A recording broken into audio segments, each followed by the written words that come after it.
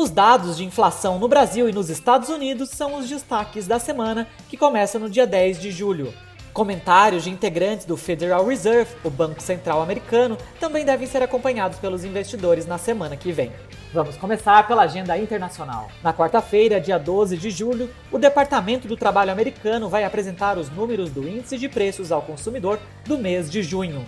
O dado deve ser acompanhado de perto pelos investidores porque pode dar pistas sobre qual caminho a ser percorrido pelo Federal Reserve em seu ciclo de alta de juros. Só lembrando, o intervalo das taxas está em 5% e 5,25% ao ano. Na semana passada, a ata da reunião de junho do Fed mostrou um tom bastante conservador em relação à política monetária. Dados fortes da economia dos Estados Unidos ao longo da semana também deram margem para que se precificasse mais altas de juros neste ano. O que contrabalanceou foi o dado de geração de emprego de junho, que veio mais fraco do que o esperado. Diante desses dados ambíguos da economia americana, o dado de inflação de junho dos Estados Unidos ganha relevância extra na próxima semana. Aqui no Brasil, depois de a Câmara dos Deputados aprovar em 2 fases a reforma tributária, entre quinta e sexta-feira, agora o foco das próximas semanas deve ficar nos dados econômicos, já que os parlamentares entram em recesso.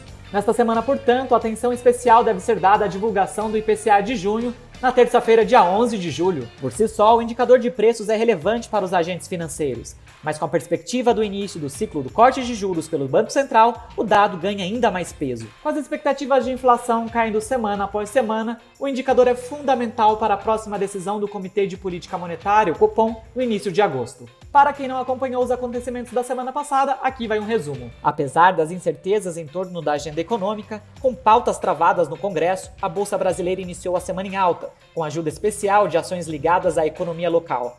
Na quinta-feira, porém, o cenário externo contaminou e o Ibovespa registrou queda firme.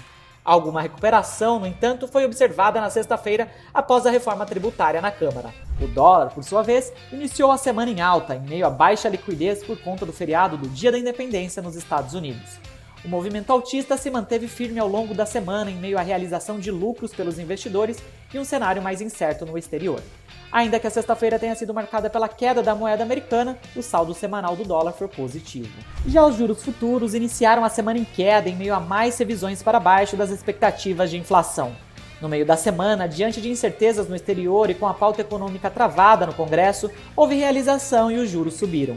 Na sexta-feira, no entanto, após dados do payroll e com a reforma tributária aprovada na Câmara, as taxas voltaram a cair.